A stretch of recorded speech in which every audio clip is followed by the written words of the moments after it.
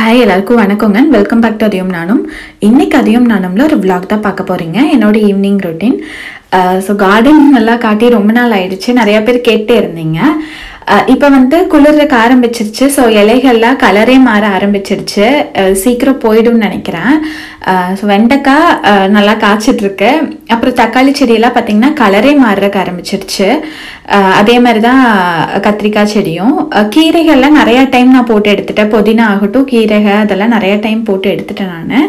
So garden பார்த்திங்கன்னா இப்போ இப்படி தான் இருக்குது. இப்போ நல்லா குளிர ஆரம்பிச்சிருச்சா. ஸோ இனி வந்து நான் அது வராது அப்படின்னு நினைக்கிறேன். இப்போ வாங்க வீடியோக்குள்ளே போகலாம். ஈவினிங் வந்து நான் வாழைக்காயில் ஒரு சிப்ஸ் பண்ணலாம் அப்படின்ட்டு இருந்தேங்க. ஸோ ஃபர்ஸ்ட் வாழைக்காய் எடுத்துட்டு அதோட தோலை மட்டும் நம்ம அப்படியே சீவி எடுத்துக்கலாம் மேலாப்பில்.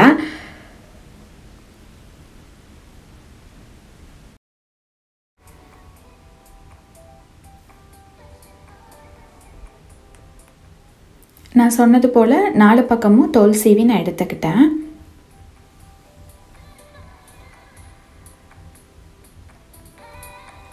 அதுக்கப்புறமா உங்களுக்கு வேணுங்கிற அளவுக்கு நீளமாக கட் பண்ணிக்கலாம். நம்ம பொட்டேட்டோவில் வந்து ஃபிங்கர் சிப்ஸ் எப்படி செய்கிறதுக்காக கட் பண்ணுவோம் நீல வாக்கில். ஸோ அந்த மாதிரி நம்ம கட் பண்ணி எடுத்துக்கலாம்.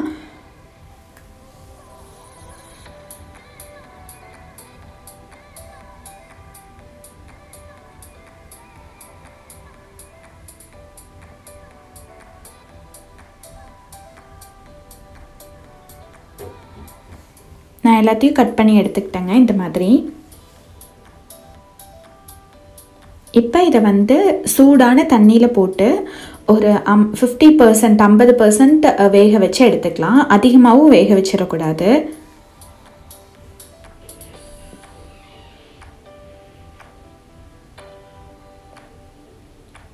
ஓரளவுக்கு வெந்துடுச்சு அரைவேக்காடு. அதுக்கப்புறமா நான் வந்து எடுத்து ஒரு பாத்திரத்தில் மாற்றிக்கிறேன்.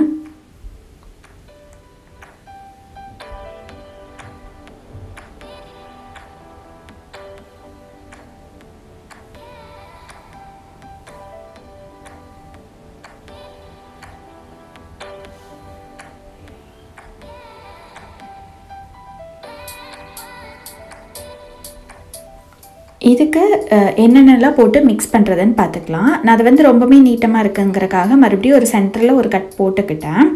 இப்போ இது கூட வந்து நான் ஒரு 4 ஸ்பூன் போல் அரிசி மாவு சேர்த்துக்கிறேங்க. அரிசி மாவு வந்து மொறுமொறுப்பை கொடுக்கும் அதுக்காக. அதுக்கப்புறமா ஒரு 2 ஸ்பூன் போல் கார்ன்ஃப்ளவர் சேர்த்திக்கிட்டேன். அதுக்கப்புறம் வரமிளகா பொடி நம்ம காரத்துக்கு ஏற்ற மாதிரி சேர்த்திக்கலாம். நான் வந்து காஷ்மீரி சில்லி பொடி கொஞ்சம் போட்டிருக்கேன். கொஞ்சம் நார்மல் பொடியும் போட்டேன் கலர் கொடுக்கும் அப்படிங்கிறதுக்காக. அதுக்கப்புறமா ஒரு ஸ்பூன் கரம் மசால் பொடி, ஒரு ஸ்பூன் மல்லிப்பொடி, அப்புறம் ஒரு ஸ்பூன் சீரகப்பொடி, இதெல்லாம் தான் நான் சேர்த்திருக்கேன். கடைசியாக தேவைங்கிற அளவு உப்பு சேர்த்தி நம்ம வந்து நல்லா மிக்ஸ் பண்ணிக்கலாம். கூடவே ஒரு ஸ்பூன் போல் இஞ்சி பூண்டு பேஸ்ட்டும் போட்டிருக்கேன். இப்போ இது நல்லா பெரட்டி எடுத்துக்கிட்டால் போதும். நம்ம வந்து ரொம்ப கொலன்னு இருக்கணுங்கிற அவசியம் கிடையாது. ஓரளவுக்கு இந்த பொடிகளெல்லாம் போட்டு அதுலேயே இருக்க தண்ணி லைட்டாக தேவைப்பட்டுச்சுன்னா நீங்கள் தெளிச்சுக்கோங்க. தெளிச்சுட்டு அப்படியே மிக்ஸ் பண்ணி எடுத்துக்கலாம்.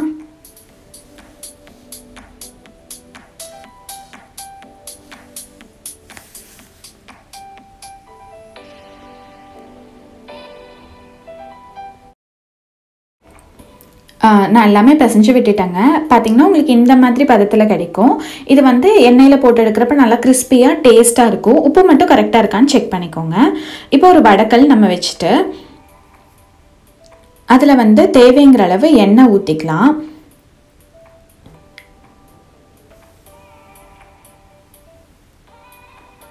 நான் வந்து கூடவே சைடில் டீயும் வச்சு விட்டுக்கிட்டேன். ஈவினிங் எனக்கு டீ குடித்தா கொஞ்சம் ரிலாக்ஸாக இருக்கும். அதுக்காக என் வீட்லேயும் அவர் டீ குடிக்க மாட்டார். நான் ஒருத்தி மட்டும்தான்.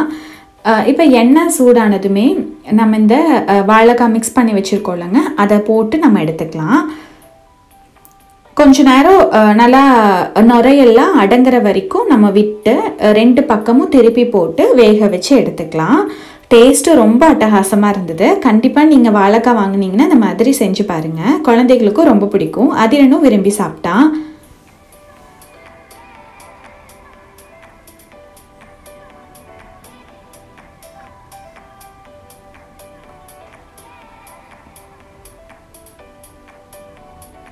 பார்த்திங்கன்னா இந்த அளவுக்கு முருகிற வரைக்கும் விட்டு எடுக்கணும்.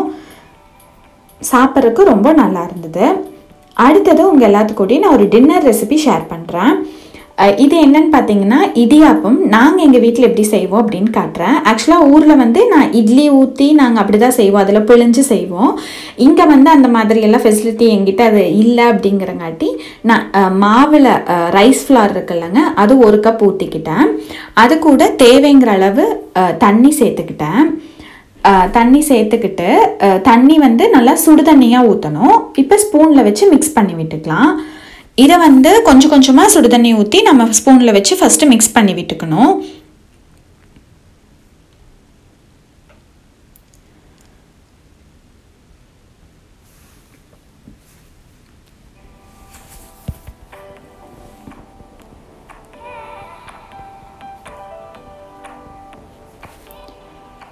அதுக்கப்புறமா நல்லா சப்பாத்தி மாவு பதத்துக்கு நம்ம பிசைஞ்சு விட்டுக்கலாம். அந்த பதத்தில் இருந்தாலே போதும். கடைசியாக எண்ணெய் ஊற்றி நம்ம பிசைஞ்சு விட்டுக்கலாம்.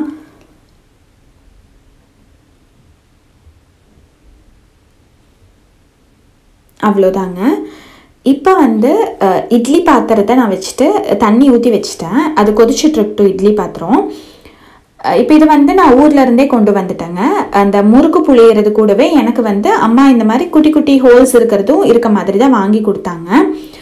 இந்த மாதிரி இடியாப்பம் எல்லாம் புளிஞ்சிக்கலாம் அப்படிங்கிறதுக்காக. ரொம்ப பார்த்திங்கன்னா அப்படியே சூப்பராக வந்துச்சு.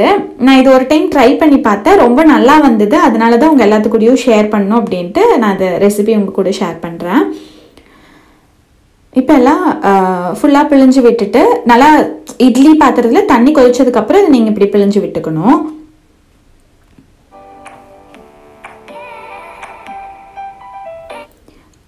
அது வேகிறதுக்குள்ள அதுக்கு நான் தாளித்து செய்வோம் எங்கள் வீட்டில்.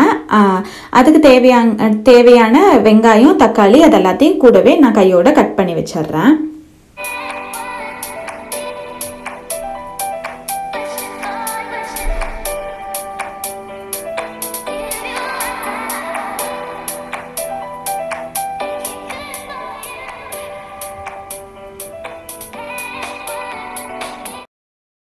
அவ்வளோதாங்க. ஒரு 5 நிமிஷம் தான், அதுக்குள்ளேயே வெந்துடும். நம்ம இட்லிக்கு எவ்வளோ நேரம் விட்டுறோம் அந்த அளவு தான். ஸோ நல்லா வெந்துடுச்சு. இப்போ இதை வந்து நான் ஒரு பரப்பலாக போடுற மாதிரி ஒரு பிளேட்டில் போட்டுக்கிறேன். தேவையானதெல்லாம் நான் கட் பண்ணியும் வச்சுட்டேன் சைடில். இப்போ நம்ம வந்து தாளிச்சிடலாம். ஒரு பேனில் ஒரு 3லேருந்து 4 ஸ்பூன் போல் எண்ணெய் சேர்த்திக்கலாம். இதுக்கு எண்ணெய் கொஞ்சம் ஜாஸ்தியாக இருந்தால் நல்லாயிருக்கும். சேர்த்திட்டு கொஞ்சமாக இஞ்சியை திருவி போட்டிருக்கேன் நான். அதுக்கப்புறம் வெங்காயம், பச்சை மிளகாய், கருவேப்பிலை போட்டுக்கிறேன். போட்டு இதை நல்லா வணக்கிக்கலாம். நான் வந்து கொஞ்சம் என்கிட்ட பச்சை மிளகாய் கம்மியாக இருந்தங்காட்டி வரமிளகாவும் போட்டிருக்கேன். அதுக்கப்புறமா தக்காளி. ஸோ தக்காளி உங்களுக்கு பிடிக்குன்னா ஜாஸ்தியாக கூட போட்டுக்கலாம். நான் ஒரு மீடியம் சைஸ் தக்காளி போட்டிருக்கேன். கூட உப்பு, மஞ்சத்தூள் போட்டுக்கலாம். போட்டு நல்லா வணக்கி விட்டுக்கலாம். நல்லா வணங்கி பச்சை வாசம் போகிறதுக்குள்ளே இந்த சைடு இந்த இடியாப்பத்தை வந்து நான் கொஞ்சம் கையில் உதிரியாக பண்ணி விட்டுக்கிறேன். அப்போ தான் வந்து நம்ம தாளிக்கிறப்ப அது நல்லாயிருக்கும், எடுத்து சாப்பிட்றதுக்கும் நல்லாயிருக்கும். அந்த டேஸ்ட் வந்து எல்லா பக்கமும் இறங்கும். அதுக்காக இப்போ வந்து அந்த இடியாப்பத்தை எடுத்து நம்ம போட்டுடலாம்.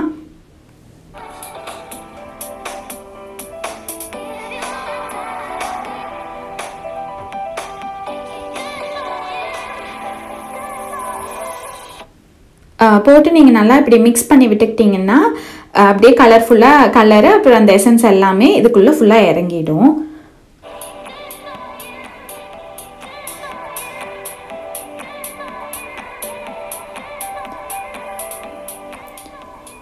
கடைசியாக இது கூட வந்து நீங்கள் கொத்தமல்லி சேர்த்துக்கிட்டா அந்த மனம் நல்லாயிருக்கும்.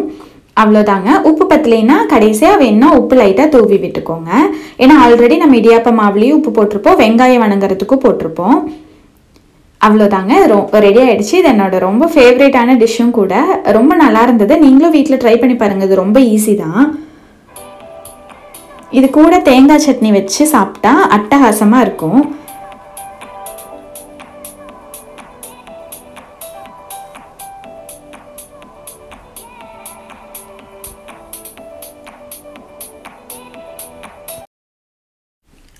அப்புறம் எல்லாம் சாப்பிட்டு முடிச்சிட்டுங்க. நைட்டெல்லாம் அப்படி இப்படியே தானே இருக்கும். ஸோ எல்லாம் ஃபஸ்ட் நான் என்ன பண்ணுவேன்னா, ஃபஸ்ட்டு அந்த கவுண்டர் டாப்பில் இருக்கிறது எல்லாம் எடுத்து சிங்கில் போட்டுருவேன். சிங்கில் போட்டு சும்மா நார்மலாக ஒரு தொடச்சிட்டு அதுக்கப்புறமா ஆல்ரெடி நான் கழுவி வச்சுருப்பேன்ல அந்த சாமானத்தெல்லாம் எடுத்து கவுத்திடுவேன்.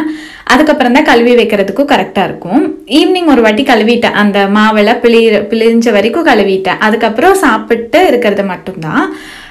எப்போவுமே நம்ம க்ளீனாக வச்சுக்கிட்டோன்னா நைட் ஒரு நல்ல தூக்கம் வரும். அதுக்காக நான் எப்போவுமே நீட்டாக எல்லாத்தையும் கழுவிட்டு தான் படுப்பேன் முடிஞ்ச வரைக்குமே.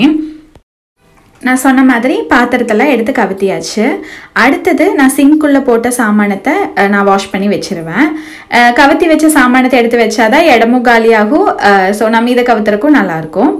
அது முடிச்சுட்டு எல்லா சாமானத்தையும் வச்சுட்டு ஃபுட் வேஸ்ட்டெல்லாம் எடுத்து ஒரு கவருக்குள்ளே போட்டுட்டு சிங்கையும் நான் கழுவி விட்டுருவேன். சிங்க்கு, பைப்பு, அந்த இடம் எல்லாத்தையும் ஒரு தேய்ச்சி லிக்விட் ஊற்றி, சோப் லிக்விட் ஊற்றி நான் வந்து கழுவி விட்டுருவேன்.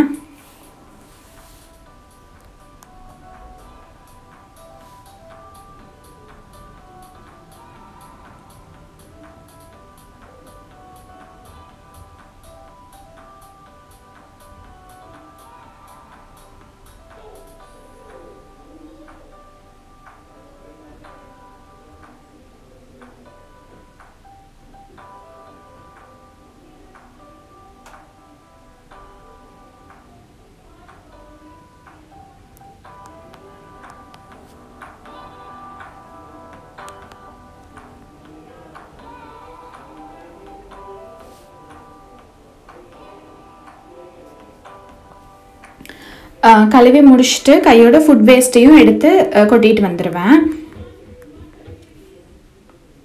அப்போ தான் பார்க்குறதுக்கு கிச்சனும் ஃப்ரெஷ்ஷாக நீட்டாக இருக்க மாதிரி இருக்கும். காலையிலையும் நம்ம ரிலாக்ஸாக எழுந்திரிக்கலாம். ஃபுட் வேஸ்ட்டை கொட்டிட்டு வந்துட்டு இப்போ ஆல்ரெடி நான் லைட்டாக ஒரு தொடச்சிருப்பேன்ல, ஸோ மறுபடியும் வந்து ஈர துணியெல்லாம் வச்சு ஒரு தொடச்சிருவேன் கடைசியாக. நான் ஃபஸ்ட்டே ஏன் லைட்டாக ஒரு தொடச்சின்னா அந்த ஃபுட் வேஸ்ட் எல்லாம் கூட வந்துடும், எல்லாத்தையும் எடுத்து போட்டுடலாம் அப்படிங்கிறதுக்காக ஃபஸ்ட்டே நார்மலாக ஒரு தொடச்சிட்டு அதுக்கப்புறம் கடைசியாக ஃபினிஷிங் டச் பார்த்திங்கன்னா ஈர துணி போட்டு தொடச்சிருவேன். ரொம்ப கசப்பாக தெரிஞ்சதுன்னா சோப் லிக்விட் எல்லாம் ஊற்றி கழுவுவேன். ரொம்ப கரையெல்லாம் பிடிச்சிருந்ததுன்னா பேக்கிங் சோடா அதெல்லாம், அப்புறம் வினிகர் இல்லைன்னா லெமன் பிழிஞ்செல்லாம் கழுவுவேன். உங்களுக்கு ஒரு நாள் வந்து தனியாகவே நான் கவுண்டர் டாப் எப்படி க்ளீன் பண்ணுறேன், எப்படி வச்சுக்குவேன் அப்படிங்கிற ஒரு வீடியோ நான் உங்களுக்கு போடுறேன். அவ்வளோதான், எல்லாம் தொடச்சிட்டு ஸோ டவலையும் நல்லா வாஷ் பண்ணி காய போட்டுட்டு வச்சுடுவேன்.